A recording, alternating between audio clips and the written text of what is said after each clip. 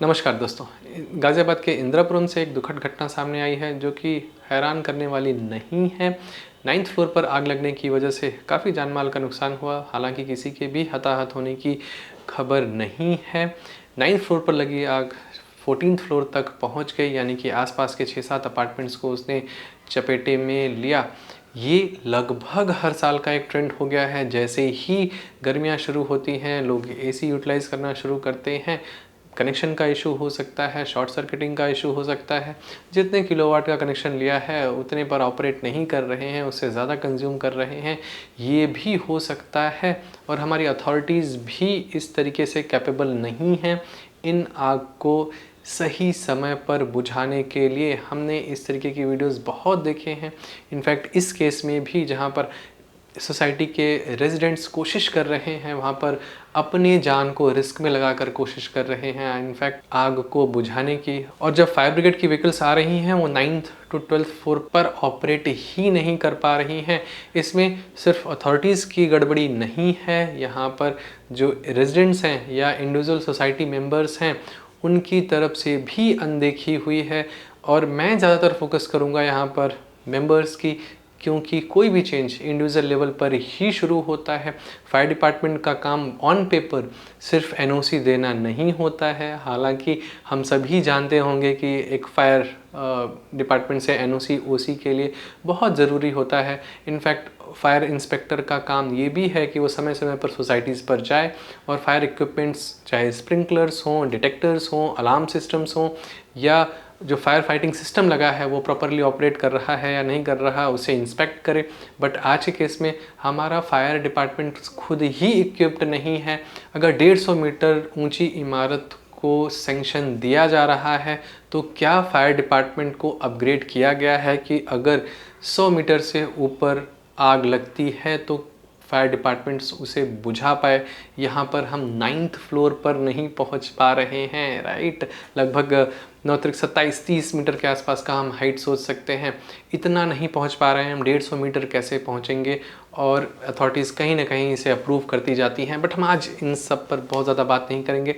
As an individual आप क्या क्या चीज़ें चेंज ला सकते हैं जिससे कि एटलीस्ट आप अपनी लाइफ को रिस्क पे ना डाल रहे हों, अपनी फैमिली की लाइफ को रिस्क पे ना डाल रहे हों, और आसपास जो मेंबर्स रह रहे हों उनको भी आप सिक्योर फील करा पाएँ। With the new technology we are achieving new heights, और यहाँ पर कुछ नई रिस्पॉन्सिबिलिटीज़ भी आ जाती हैं।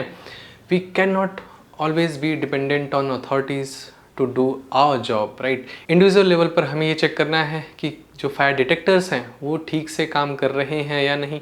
और अगर पुराना अपार्टमेंट है वहाँ पर फायर डिटेक्टर्स नहीं लगे हैं तो जो फायर स्प्रिंकलर्स लगे हैं हर एक फ्लोर पर पहले तो लगे होने चाहिए, एक्सपायर्ड नहीं होने चाहिए, आपको उनको यूज़ करना आना चाहिए, वो आपकी पहुँच में होने चाहिए, राइट। क्योंकि जब वो डी-डे आया, यानी कि जब सब कुछ इमरजेंसी है, तो सबसे पहला एक्ट आपका क्या होगा, आप इसके लिए ट्रेन रहें।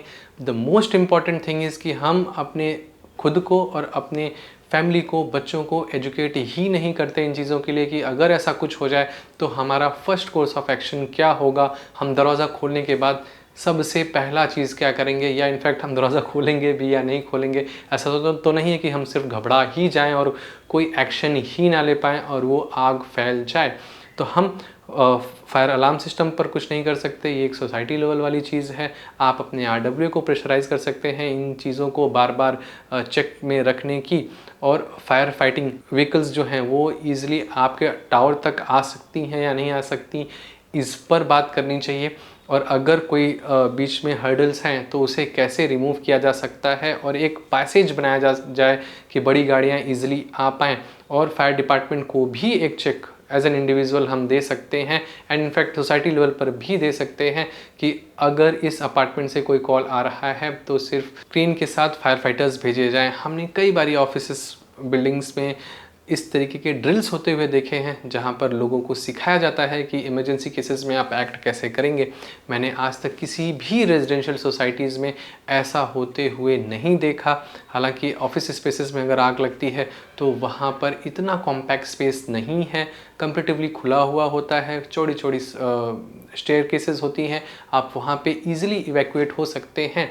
बट कंपैरेटिवली रेजिडेंशियल सोसाइटीज़ ज़्यादा कॉम्पैक्ट होती हैं, ज़्यादा लोग रहते हैं, कंपैरेटिवली सकरी भी होती हैं, उनका एग्जिट पॉइंट्स यहाँ पर बहुत ज़्यादा ज़रूरी है आपको खुद को एजुकेटेड होने की, अपने फैमिली को एजुकेटेड रखने की, और सोसाइटी लेवल पर चीज़ें इनचेक्ड हों ये क्वार्टरली चेक करने की ज़रूरत है। कोई भी फायर फाइटिंग इक्विपमेंट आउटडेटेड नहीं होना चाहिए और हर एक सोसाइटी मेंबर को इंक्लूडिंग अ 10-year-old किड पता होना चाहिए कि फायर स्प्रिंकलर्स वगैरह काम कैसे करते हैं, right. I am damn sure कि स्कूल में सिखाया जाता होगा, बट इमरजेंसी सिचुएशन पर एक्ट कैसे करना है, कब करना है, ये सिखाना भी हमारी जिम्मेदारी है।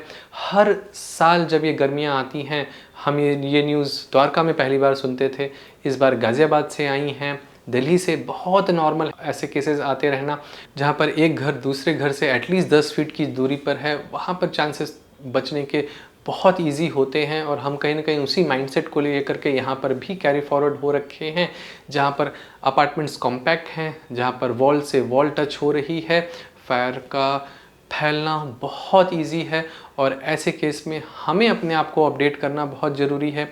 तो इस वीडियो को फॉरवर्ड करें, फायर फाइटिंग से रिलेटेड अपनी अंडरस्टैंडिंग को बढ़ाएं, और आपके इक्विपमेंट्स आपकी रीचेबिलिटी में हैं या नहीं हैं, जिससे कि आप फायर को एक ही जगह कंटेन कर पाएँ, ये चेक रखना बहुत ज़रूरी है। सोसाइटी में हम बहुत सारी चीज़ों पर लड़ाइयाँ करते हैं RWA से, ये सारे मुद्दे हैं जो हमारी लाइफ को बचाते हैं। विद द टाइम हम इन चीज़ों के लिए इग्नोरेंट हो जाते हैं, क्योंकि ये चीज़ें बहुत फ्रिक्वेंटली नहीं होती हैं, पर जब भी होती हैं बहुत ज़्यादा जान माल की हानि आती है।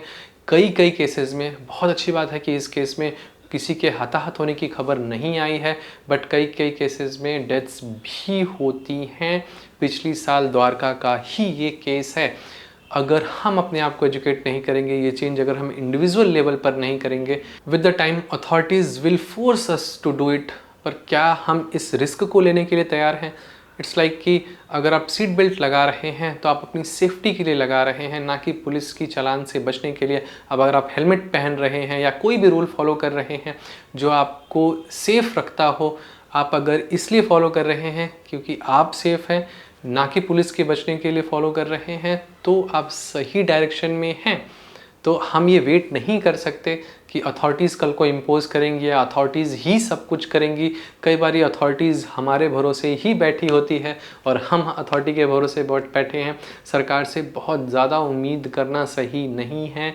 गवर्नमेंट सिर्फ करप्ट ही नहीं है, इनकैपेबल भी हैं, और ऐसे जगहों पर हमें एटलीस्ट अपनी कैपेबिलिटीज़ को बहुत स्ट्रॉन्ग रखना है और अपने बच्चों को, एल्डर्स को एजुकेट करना है कि अगर ऐसा कुछ हो जाए तो हमें एक्ट कैसे करना है और सबसे पहला स्टेप क्या होना चाहिए अपने को बचाने को और इस तरीके की चीज़ों को कंटेन करने के लिए।